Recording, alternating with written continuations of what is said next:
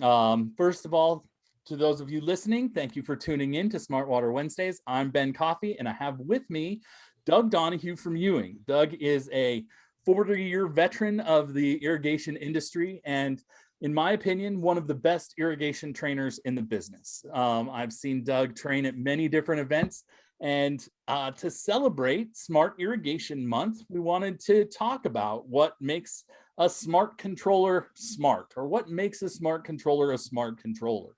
So first, we want to give a shout out to the IA for providing the visibility into this innovation. This is something that we've been a part of for many, many years. HydroPoint is the executive sponsor for the IA Smart Irrigation this year. We're both of us wearing our blue shirts to support the IA Smart Irrigation Month. So please continue to shout the word. Smart irrigation is the wave of the future. Which brings me to the content that Doug and I have talked about. Doug is going to do most of the heavy lifting on the content today. And we're going to just jump right into a quick review of what we were talking about in the pre-show, just so Doug can set the stage appropriately. Doug, if you don't mind, I'll take these 3 slides to recap, and then I'll hand it over to you. Sound like a plan? Sure thing. We're just talking about the need for smart irrigation and the justification that Mother Nature is popping at us on that. We see heat records being broken around the United States. We see Lake Mead driving the demand. The levels of Lake Mead are at an all-time low, which provides not only water, but electricity to a whole huge swath of the southwestern United States. And we, as in past episodes, we focused on this drought monitor just to really capture the conversation very uniquely, right? This drought monitor does a great job at facilitating the conversation about where we are in the water picture. Doug, you want to pick it up from here? Sure. Thank you, Ben, and thank you for having me today. We, of course, had talked quite a bit about in the pre-show temperature records that were broken in the not only in the Southwest, but up in the Pacific Northwest as well. And that is certainly one of the driving factors, one of the red flags, if you will, for the need for smart irrigation controllers. When you're visiting with a customer and they talk about water shortages, water restrictions, high water costs, for me, those are all opportunities to enter into a discussion about smart irrigation controllers. What is a smart irrigation controller? How does it work? I really am trying to have people understand the science behind what makes a smart irrigation controller tick.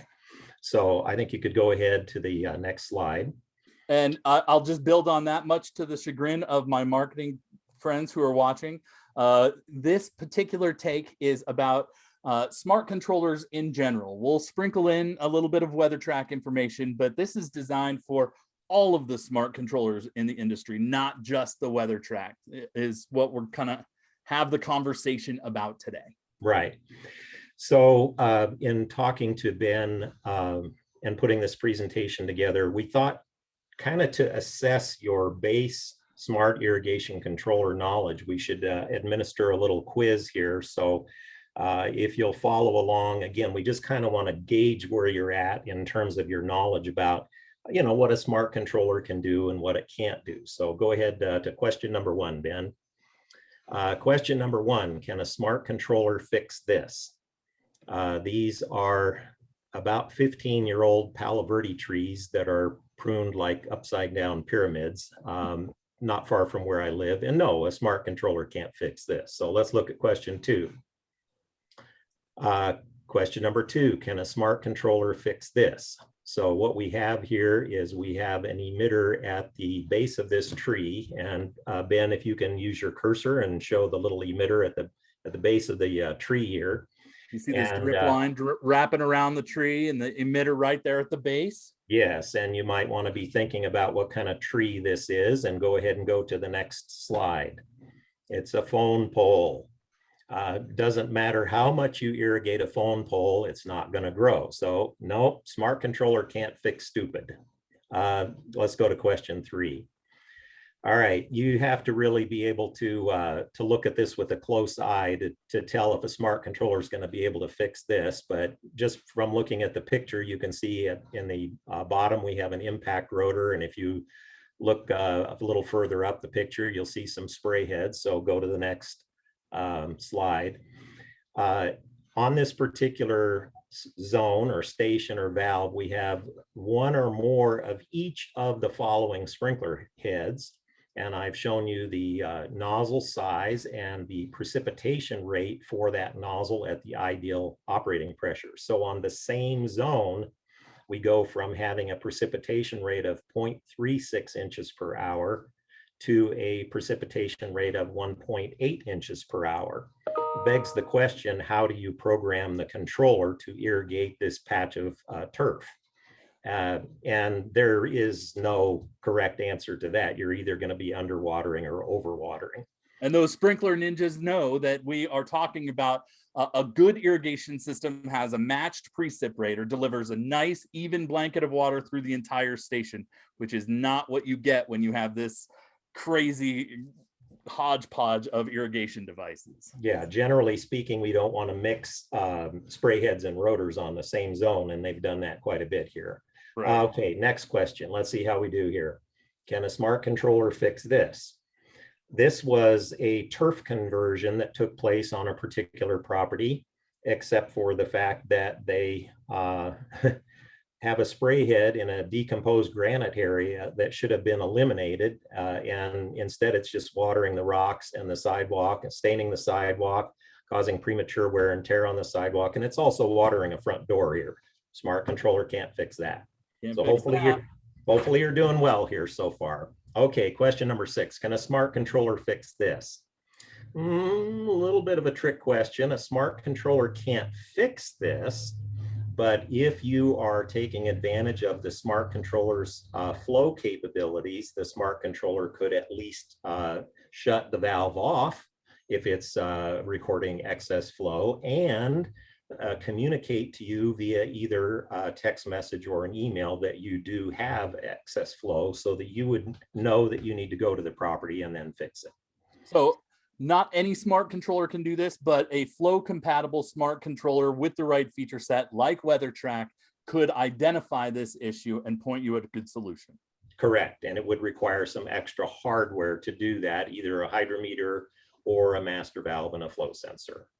Okay. Right. We're almost done.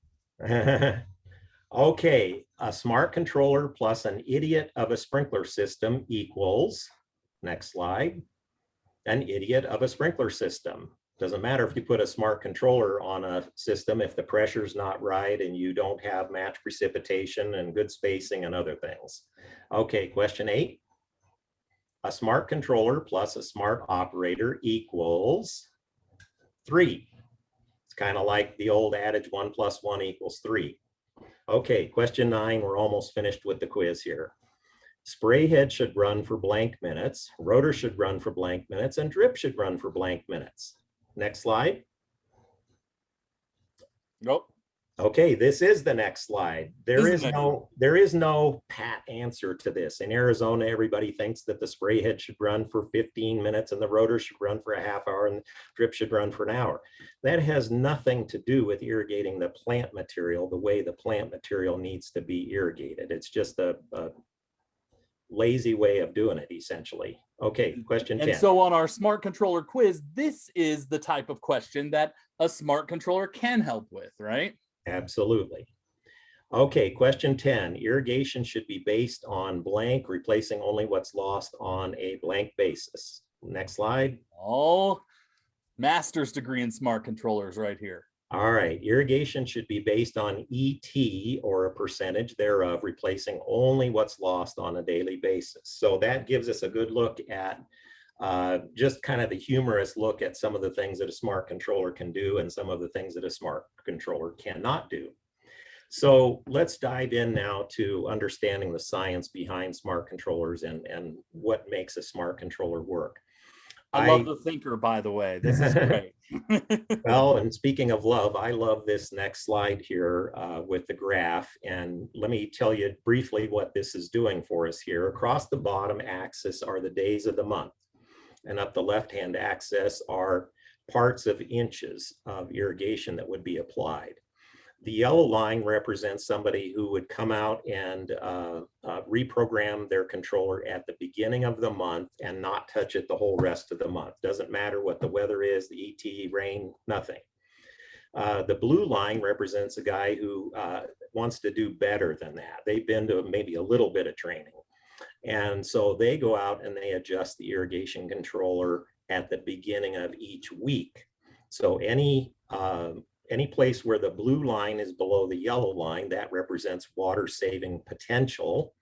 And in some cases, the blue line is actually above the yellow line, where it actually got hotter and the plant material needed more water to make it grow. So the green line represents somebody who's been to one of Ben Coffey's trainings and knows that the best way to irrigate the plant material is to go out and reprogram that controller on a daily basis. And the problem is, if you are with a municipality or a company that maintains a lot of HOA properties, you have to say, is that possible or practical to do that on a daily basis? And of course, the answer is no. But this is exactly what a smart controller does for you. It automatically reprograms the way the irrigation is applied on a daily basis. Okay, next slide. Beautiful example, Doug. I love it. I love that. Okay, so just kidding, not stop share. I just wanted to stop playing with the eraser. All right, so this is where I jump in, just because these are my slides.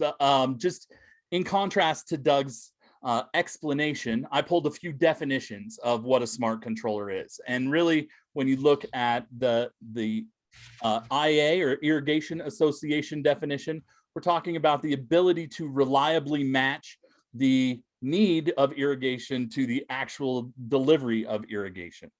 And a smart controller is, according to Scott Sommerfeld, one that you put on the wall and it makes these adjustments for you. But as your local irrigation nerd, it really depends on the programming. What makes a smart controller to me is the scheduling engine itself, right? Rather than leaving these runtimes up to guess, which is what we saw in that quiz, we program the smart controller with the landscape variables that are unique to each individual station.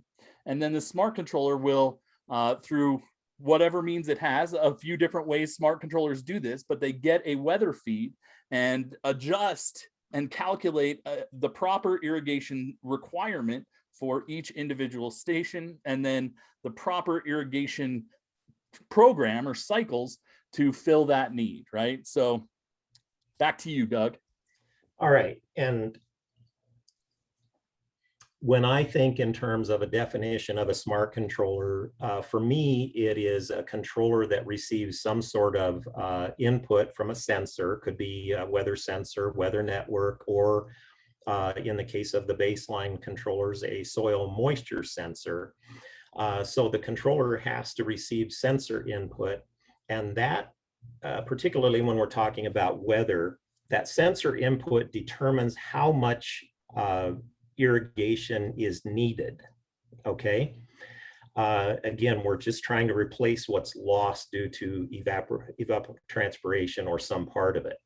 So going back to what Ben was talking about with the controller scheduling engine, we have ET determining how much water we need to apply, and the controller scheduling engine determining how we apply that water. And so the slide we have up on the screen here is a depiction of that. So kind of on the right-hand side, we have information about ET data, which again is going to determine how much water we need to apply. And on the left-hand side, we have information that's going to be programmed into the scheduling engine on a station-by-station basis with regard to what type of plant material it is we're irrigating, what kind of irrigation device are we using, i.e. what is the precipitation rate, how quickly is the water applied, what kind of soil do we have, how quickly can that soil accept the water. Do we have any slopes that we need to take into consideration? Exposure, those are all things that need to be programmed in on station by station basis with a weather track controller, for example. And one of the things that this will do then is it will determine how the water is applied, i.e., do we need to do what's called cycle and soak? In other words, a lawn area that's being irrigated with rotors might need 40 minutes, but if there's slopes involved or tight clay soils, after running them only 10 minutes, you might be getting runoff and that water's not doing us any good. The controller with the scheduling engine will tell us that we do need to do cycle and soak, or we should, and how long the cycle should be based on the precipitation rate and the soil type, and also how long the soak time should be. And during I say that, Doug, in training is I say that WeatherTrack not only optimizes how much water we need, but it also calculates and delivers a schedule that recognizes how much water your soil can accept at one time, right? Based on soil type and slope. But we calculate a schedule that gives your plant all of the water it needs without ever delivering more in one single burst than your soil can accept without causing runoff, right? Okay. All right, let's go next slide. All right. All right, today we're talking about smart controllers just kind of in general, and realize that there are many irrigation manufacturers now that offer smart controller technology.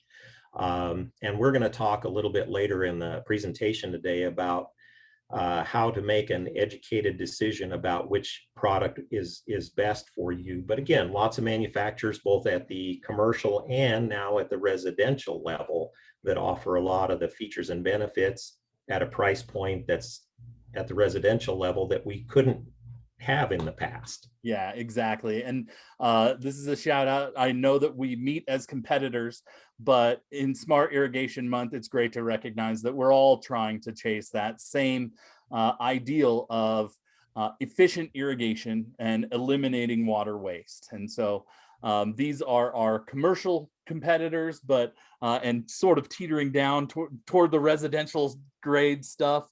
And there's a whole host of new Wi-Fi controllers that are delivering on that same principle, right? Trying to eliminate water going down the gutter or seeing water happening in the rain. Absolutely.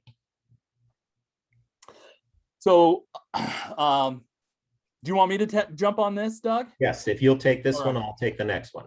So we are talking about smart controllers, and there is a litmus test that defines what makes a smart controller smart. And we call that the SWAT test, or the Smart Water Application Technologies test. This is the old version.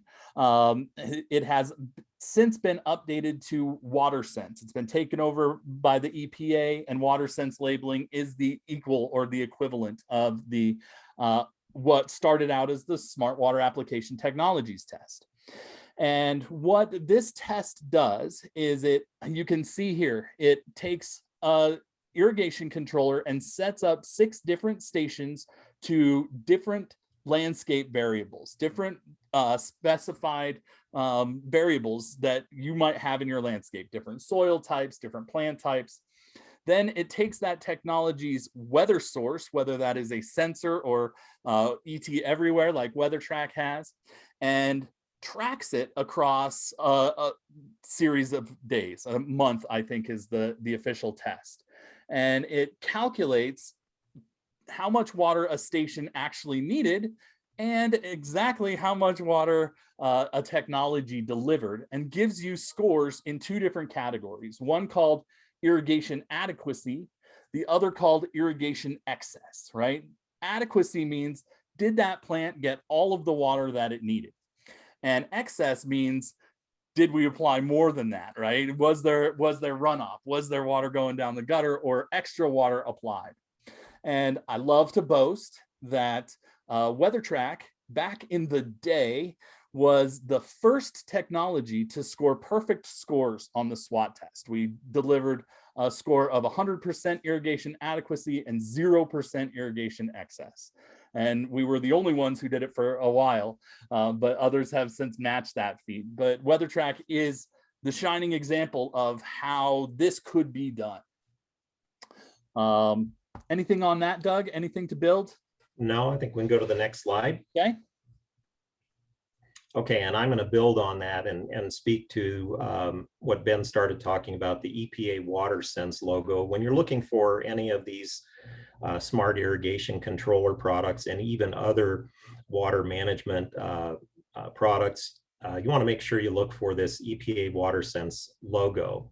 And what this means when you see it featured on a product is that when the federal government, the Environmental Protection Agency, tested the product independent of any input from the manufacturer, in this case, the smart irrigation controller had to save 20% or more of the water. So that's a good benchmark if you want to talk to people about water saving potential. But I would caution the listeners today to ever promise or guarantee water savings of 20% or anything, because we don't know how that irrigation controller has been managed. If the customer turns it off when it rains, leaves it off for a couple days, reprograms it frequently. But again, it's a good benchmark. Typically with the WeatherTrack controllers, we see water savings higher than 20%. It's been my experience. Yeah, and WeatherTrack was, I believe, don't quote me on this, but I believe we were the first ones to submit and pass that WaterSense labeling test. So as soon as they came out with it, we put ourselves to that litmus test as well. And one thing I just wanted to interject. One of the things that we commonly talk about on this show is that savings proposition. And while I agree with Doug, if you're going to put that controller in place and let it go, don't guarantee savings. But a lot of our water managers who might be watching can guarantee savings because they know how to track a budget and deliver that savings step by step all the way through the season. True. So that's it. Okay. Done with EPA? Yep. Next slide. Let's do this. All right. We're going to go back. I want to circle back to a couple of the quiz questions because as I have been selling these products for about 10 years now, both Baseline and the WeatherTrack controllers, I've had to kind of revisit some of my thinking. And really, if I go back to quiz question number 7, which talked about not installing a smart controller with an idiot of a sprinkler system, there really are 2 schools of thought. And one of them that I have always felt is don't install a smart controller until the irrigation system is hydraulically sound. And let's go to the next slide. But I've kind of changed my thinking or softened my thinking over the years as I've realized what a great diagnostic tool these smart controllers are. So the second school of thought is go ahead and install the smart controller because of the diagnostics that it offers. It's constantly diagnosing the wiring, the solenoids. If you're set up to do flow, it's going to monitor flow and report to you any issues that you might be having. The controllers are such a great diagnostic tool, you're probably going to find problems that you didn't even know that you had, with wires starting to go out, solenoids starting to go out, and that type of thing. Right. And it always has been kind of a what came first, the chicken or the egg kind of conversation.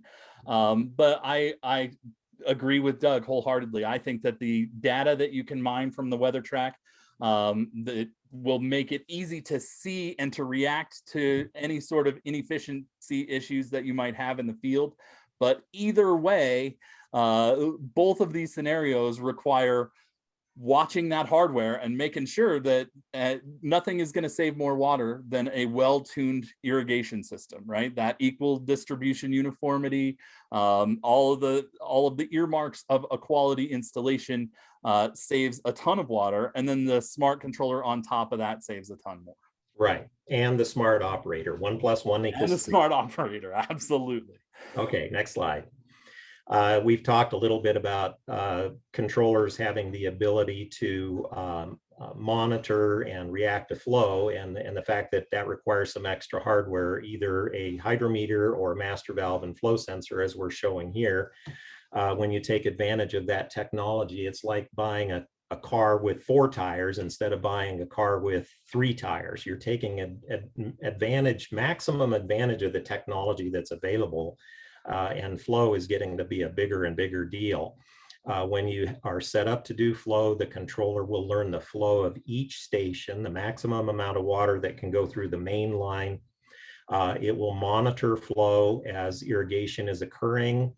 You can do things like leak detect and react to main line breaks, lateral line breaks, vandalized heads, all those kinds of things. And again, tremendous water saving potential by having the ability to react to any flow issues and then text you or email you. And the way that I say that in my trainings is, as water managers, you can save 20 to 60% of your annual irrigation water just by adjusting every day for the weather, right? Our typical results range 20 to 60% savings just on that ET factor alone.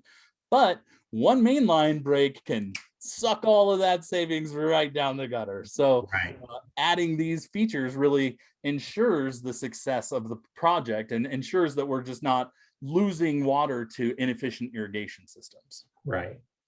Okay, next slide. And this is just an example. You likely will have opportunities like this wherever you're located. In Arizona, we have several municipalities in the Phoenix metropolitan area that offer rebates, and they offer rebates for lots of different things along the lines of water management, but in particular, a lot of them offer rebates for smart controller conversions or smart controller installations that can drastically reduce the installed cost and the return on investment, shorten that return on investment. And I see flow sensors starting to be a part of this conversation as well, right? So the water purveyors are definitely seeing the value in adding that next level. So there's rebates for those in some places as well. All right, next slide. All right. So after all of that work, why do we do it, right? What are the results that we are driving after? And I pulled these from our sales deck, but they speak loudly to the value of smart irrigation, right? Not only saving money, but promoting healthy landscapes, reducing liability to slip and fall damage and to external sort of costs, as well as the efficiency of the irrigation teams. Just to Doug's earlier point, if you spend time trying to do what a smart controller does, you won't have time to do anything else. And so that daily adjustment to the weather really captures the value and ensures not only the plant health, but saving the time for the contractor, who then can use that time to fix broken heads and stop watering the concrete and those kinds of things. And we see it time and time again, right? This is our WeatherTrack list of banner users where we talk about billions of gallons of water saved across these accounts, millions of dollars on the water bill, millions of dollars in staff time and efficient management, as well as the cost of the energy that it takes to move that water around. As much as 50% of a city's power infrastructure goes to moving water from here to there. So the sustainability conversation is a real one for users of smart controllers. Doug, anything to build on that? Yeah, this is the most recent issue of the Green Industry magazine that just came out, and the cover story is about a smart controller installation in Southern California, and part of the article speaks to saving 47 million gallons on this particular property, and also being able to take advantage of $23,000 in municipal rebates. So it's real. That's what this is all about, is watering the plant material as efficiently as we can, and not overwatering it and saving all of this money that Ben just talked about. All right. So one last thing. We are running thin on time, Doug, but I definitely loved this part of our conversation, so I wanted to share it. How do the listeners go about the task? If you don't have smart irrigation, where do you start? This is a list I put together for one of my customers lately, where he wanted to be able to collect some information, maybe before actually meeting me on the site or in lieu of meeting me on the site, that he could have all this information gathered and we could meet in his office, for example. So I kind of put a list of questions together to help evaluate if a smart controller made sense on a property. And ultimately, if you flesh through these questions kind of in this order, usually one of the smart controller technologies will rise to the top, and it will become obvious that, for example, weather is very important to the customer. And so that would lend itself towards a weather track controller. It might be that there's a very complex flow situation that might lend itself better to baseline, for example. So if you just take advantage of this checklist that we've put together, I think it will really help you to figure out what makes sense for you on any given property as far as a smart controller. And one thing I did want to shout out with this banner right here that we did not shout out was a recent accomplishment from our brothers over at Baseline. They have acquired certification under the WaterSense labeling that was unique. Can you explain that real fast, Doug? Yes, Baseline has had EPA WaterSense certification for their weather technology that they have, but only recently did they receive EPA WaterSense certification based on using soil moisture to influence the way a controller is programmed. So that's a big deal. That's a big deal. Hats off to those guys. And it is a loud statement about just this same conversation, right? How are we monitoring? What are we driving at? How do we just eliminate waste, right? And there's a lot of different ways to crack that nut. And I think that a shout out to our Baseline brothers who figured out a way, and through patience and persistence got recognition for a different style, a metered style, that soil moisture sensor kind of technology that WeatherTrack tries to stay away from, but we are recognizing the value and that style of water management. Absolutely. All right, so before I jump to the, I got a chat. Okay, Dana says congratulations on that. I am a WeatherTrack guy, so I will escalate that to the Baseline folks. Doug, before we wrap up and talk about support, and next week I ask every one of my special guests, what does WeatherTrack save you? Well, the way I'm going to answer that is you just did a shout out a little bit ago to Baseline, and I'm going to answer that by doing a shout out a couple of different ways here. I want to give a shout out to, in particular, WeatherTrack's technical support group, second to none, absolutely phenomenal. I want to give a shout out to Bonnie Wood, who is the VP of Manufacturing at Baseline. We recently completed a conversion for the town of Gilbert in Arizona, and I asked Bonnie to jump through some hoops that I probably had no right to ask her to do, and she jumped through every single one of them and made us look like a hero, and I really appreciate that. Also, shout out to Jeff Welch. I've been working with Jeff for about 10 years now, and he's in our market for 1 week every month religiously, and has a huge impact on what we're able to do with the WeatherTrack and now the Baseline product. And a shout out also to Lisa Reenstra, who lives in our market and is a great resource for us. So what WeatherTrack does for me is it saves me a lot of time, having those people who have my back, and having worked with these people for such a long time now, and the relationships that we have, it makes my job easier. Teamwork makes the dream work, right? That's right. That's awesome. What a great answer. Thanks, Doug. And we gonna bounce back to the slideshow, just wrap it up here. Of course, always here to support you, right? If you have WeatherTrack questions, contact our team at customer support. If you need training resources, contact me. I can point you in the right direction. We have a lot to offer in both of those categories. And looking forward to next week as we continue to celebrate the Smart Irrigation Month. We are starting out with Doug Donahue, right? And what is a smart controller? Then we're going to start with, or we're going to move on to a more experienced WeatherTrack user.